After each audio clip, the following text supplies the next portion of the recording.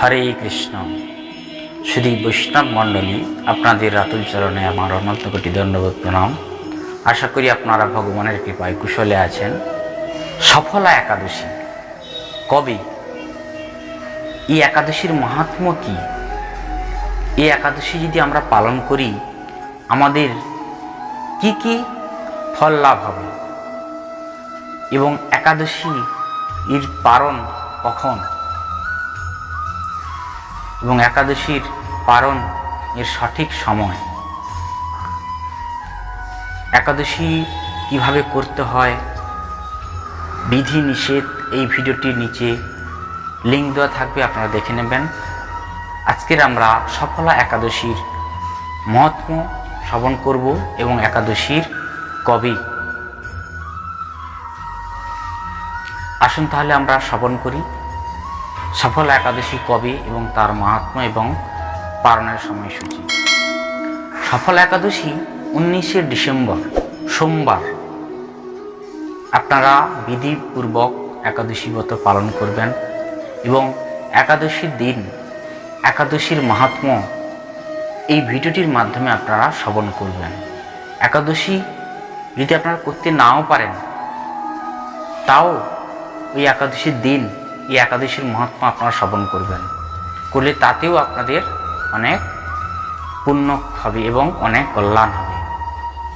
একাদশী 19শে December সোমবার। এখন আমরা জানব একাদশী যে আমরা পালন করব সেই একাদশীর মাহাত্ম্য কি সেটা আমরা জেনে নেব। পৌষ মাসের কৃষ্ণপক্ষের একাদশীর নাম সফলা। ব্রহ্মাণ্ড পুরাণে যুধিষ্ঠির শ্রীকৃষ্ণ সংবাদে এই তিথির মাহাত্ম্য বর্ণিত রয়েছে। যুধিষ্ঠির বললেন, হে প্রভু, পৌষ মাসের কৃষ্ণপক্ষে একাদশীর নাম, বিধি এবং পূজ্য দেবতাদের আমাদের কৌতূহল নিবারণ করুন। শ্রীকৃষ্ণ বললেন, হে মহারাজ, আপনার প্রতি স্নেহবশত এই ব্রত কথা আমি বলছি। এই ব্রত আমাকে যেরকম সন্তুষ্ট করে, বহু দান দক্ষিণাযুক্ত যজ্ঞাদি দ্বারা আমি সেরকম সন্তুষ্ট হই না, তাই যত্ন সহকারে এই ব্রত পালন করা কর্তব্য। পৌষ মাসের কৃষ্ণপক্ষিয়া একাদশীর নাম সফলা।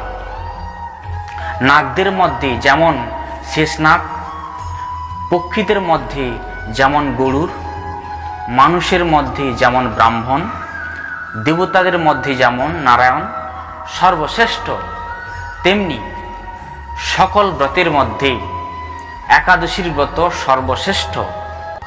হে মহারাজ, যারা এই ব্রত পালন করেন তারা আমার অত্যন্ত প্রিয়। তাদের এ জগতে ধনলাভ ও পরজগতের মুক্তিলাভ দুটি হয়ে থাকে। হাজার হাজার বছর তপস্যার যে ফল লাভ হয় না, একমাত্র সফলা একাদশীতে রাত্রি জাগরণের ফলে তা অনায়াসেই প্রাপ্ত হওয়া যায়। মহিষ্মতি নামে এক রাজা প্রসিদ্ধ চম্পাবতী নগরে বাস করতেন। রাজার 4 জন পুত্র ছিল, কিন্তু তার জ্যেষ্ঠ পুত্র লুম্ভক সর্বদা পরস্ত্রী গমন, মদ্যপান প্রভৃতি অসৎ কার্যে সবসময় লিপ্ত থাকত। সে সর্বক্ষণ ব্রাহ্মণ, বৈষ্ণব ও দেবতাদের নিন্দা করত। পুত্রদের এর আচরণে ক্ষুব্ধ হয়ে রাজা তার রাজ্য থেকে বিতাড়িত করেছে। স্ত্রী, পুত্র, পিতা, মাতা, আত্মীয় স্বজন পরিত্যাগ হয়ে সে এক গভীর বনে প্রবেশ করল। সেখানে কখনো জীব হত্যা, আবার কখনো চুরি করে জীবনযাপন করতে লাগলো। কিছুদিন পরে একদিন সেই নগরে প্রহরীর কাছে ধরা পড়ে গেল, কিন্তু রাজপুত্র বলে সে অপরাধ থেকে মুক্ত পেয়ে গেল। পুনরায় সে বনে গিয়ে জীব হত্যা, ফলমূল ইত্যাদি আহার করে জীবনযাপন করতে লাগলো। ওই বনে বহু বছরের পুরনো একটি বিশাল অশ্বত্থ বৃক্ষ ছিল। সেখানে ভগবান শ্রী বাসুদেবের বিরাজ করতেন।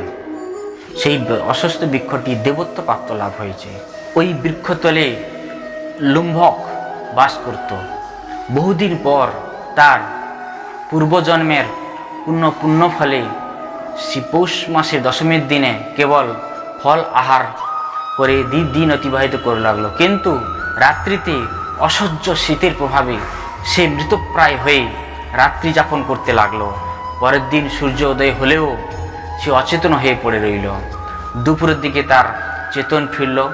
ক্ষুধা নিবারণের জন্য সে অতি কষ্টে কিছু ফল সংগ্রহ করল।